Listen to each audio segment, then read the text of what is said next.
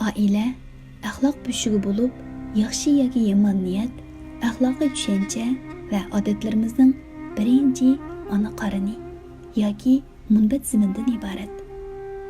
Oila axloqi oiladan iborat kichikiltirilgan jamiyat yoki mamlakatning ichki qismidagi munosabatlarni tizginlaydigan dastgoh va aks ettiradigan aynak bo'lish bilan birga, yana u kasbiy axloq, ijtimoiy axloqning yildizi va uldan iborat.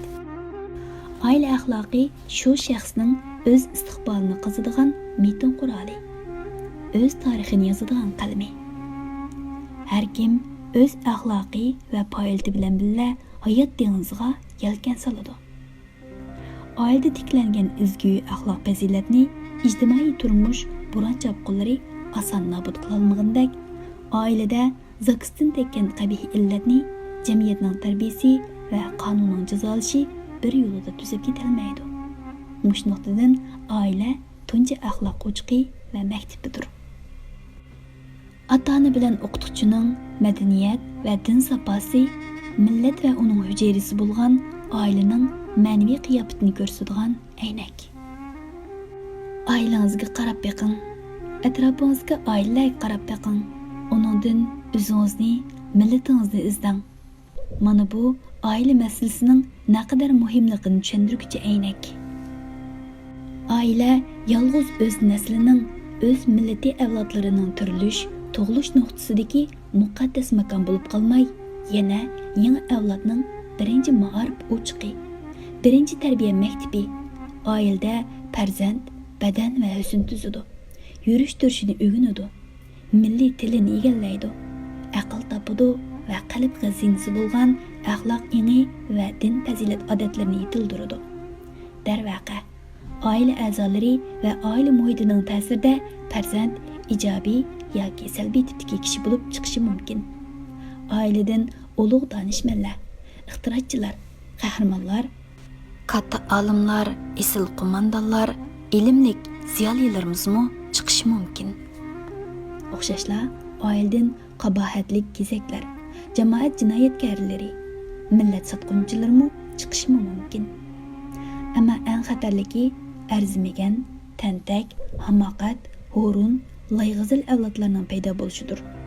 Chunki nurona yoki qabohatdan iborat ikki qutbda nisbatan bunday arzimas avlod millat qadrini yerga ko'proq uradi.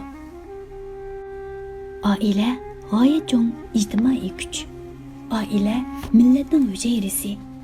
U millatni tashkil qilgan tilning birinchi bo'ligi. Fazil shahar va fazil jamiyat barpo qilish uchun oilaning fazil bo'lishi, oila a'zolarining aqlliq, bilimlik va axloqliq bo'lishini oldingi shart qilish kerakdir. Har bir oilaning saposi, mujassim iqtidori va kamolati o'z millatining saposiga, ma'naviy kamolatiga, qadr-qimmati, shuhrati va taqdiriga muayyan ta'sir ko'rsatadi. Oilalarning millatning taqdiri va kelgusi ma'naviy qiyofatiga ko'rsatgan ta'siri oila tadqiqotidagi g'oyat sirlik ijtimoiy tema. Oilalarning millatning taqdiri va kelgusiga ko'rsatgan ta'siri masalasi angliq milliy turkum ega ega. Tarixiy javobgarlik va tarixiy binokorlik tuyg'usiga ega har bir ayollarning qalbidagi doim yo'riq mavzu bo'lmoqi lozim. Bo'lg'usi ota-onalarda saf va suzuk bo'lgan diniy ma'lumotlarning kamchiligidan din sevgisi, diniy va milliy madaniyat alomatlari e'tiborsizlik uchirsa, din sevgisi oilada tiklanmasa, yoshtilmasa, milliy til yoziqi, shundaqla hunar san'at xorlansa, bundoq ota-onalardan tashkil topgan millat bargan siri diniy va milliy madaniyat aloyiliklaridan mahrum bo'ladi.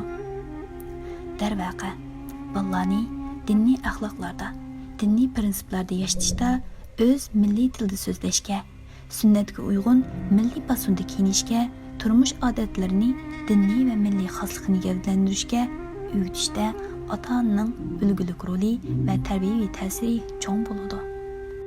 Oila nikoh mas'uli, muhabbatning barqaror tepishi, shuningdek u muhabbatning parvishgohi ham sinaydigan dargohidir.